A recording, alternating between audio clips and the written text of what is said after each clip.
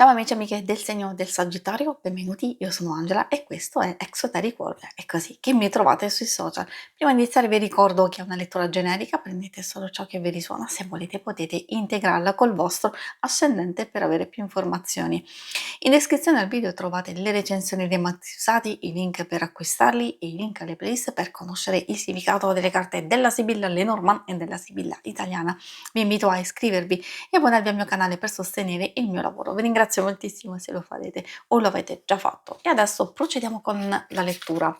Vediamo le energie principali, segni zodiacali da attenzionare, l'amore, le relazioni più importanti, il lavoro e le finanze. Partiamo con queste nuvolette che possono essere un po' fastidiose, però sono di passaggio. Magari una complicazione, una preoccupazione, un po' di confusione e incertezza che vi porta instabilità, soprattutto nelle questioni personali e sentimentali. Le emozioni sì, possono essere abbastanza altalenanti, però vanno a chiarirsi, anzi già nel corso della settimana si vede qualche risultato positivo.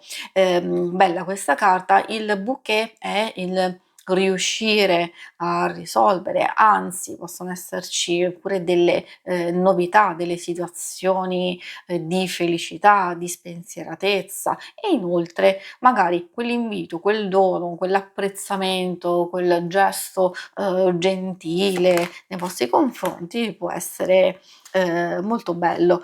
E poi la comunicazione. Soprattutto con questa carta ci riferiamo a vari tipi di comunicazione che possono arrivare, magari quelle che stiamo aspettando, ad esempio per un colloquio, per un'informazione riguardo a questioni legali, burocratiche o anche del lavoro stesso. Quindi va a abbracciare tutto ciò che riguarda la comunicazione, gli incontri e alcune cose che appunto dobbiamo attenzionare, soprattutto nelle nostre azioni e quello che andiamo ad esprimere. I segni zodiacali più importanti di questa settimana, cioè che avrete maggiormente a che fare, sono quelli di Terra, Toro, Vergine e Capricorno e troviamo anche un po' quelli di Aria, Gemelli, Bilancia e Acquario. E adesso procediamo con l'ambito amore e relazioni più importanti. Partiamo amore e coppia e relazioni più importanti, cioè di amicizia, famiglia, e poi vediamo i single. Girasole, bellissima energia, quindi nonostante qualche nuvoletta c'è subito chiarezza, intesa, felicità ritrovata. La nuvoletta può riferirsi magari a un po' di incomprensione oppure qualche mancanza, qualche piccola diciamo discussione, però sapere che le cose andranno per il verso giusto, anzi migliora nettamente la comunicazione, c'è serenità massima intesa, anche perché magari ci sono al momento delle idee ancora da valutare, però si vede principalmente che ci si gode il momento, ci si gode qualcosa di positivo, magari soprattutto per le situazioni più complesse, ritrovando la serenità e la tranquillità, ci si può fermare appunto a godere di questo momento. Per i single, magari quel chiarimento, quelle situazioni di leggerezza si riferiscono a una nuova conoscenza. Se invece già c'è una frequentazione in corso,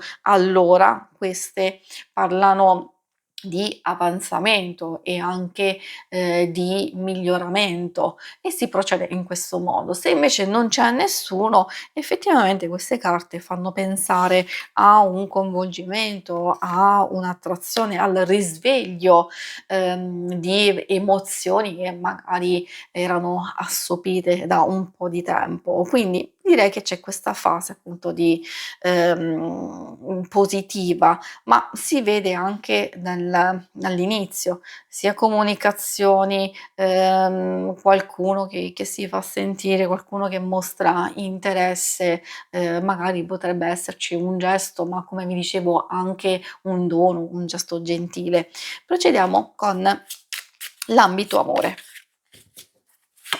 Scusate, l'ambito quello più materiale, delle finanze, del lavoro, di tutte le questioni pratiche, dove un attimino c'è un po' di difficoltà e di incertezza. Probabilmente voi siete pronti a lottare, o far, valere sia i vostri diritti, sia un qualcosa di importante, anche le vostre stesse idee.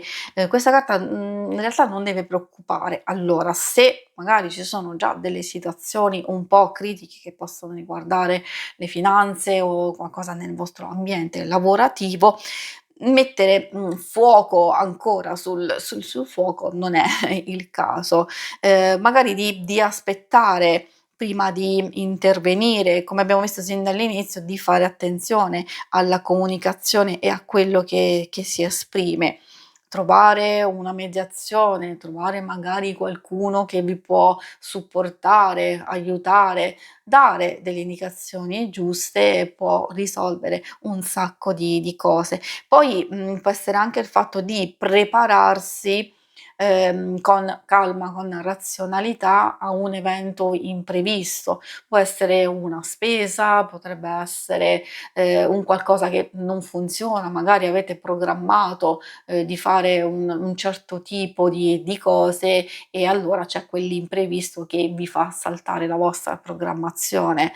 Magari non è nulla di che, insomma dipende, sapendo facendovi trovare preparati riuscirete a gestire qualsiasi cosa. Magari c'è qualche indicazione in più, per chi vuole fare grandi cambiamenti, se, c'è eccessiva stanchezza, magari situazioni di mancanza di rispetto o non vi sentite valorizzati nel vostro lavoro, in quello che fate, magari questa è una valutazione tutta vostra, se decidere di proseguire, di tentare dei miglioramenti o cercare appunto di, andare altrove, nel senso che può essere positivo, almeno come valutazione iniziale, prendere in considerazione l'ipotesi di fare questo tipo di cambiamenti.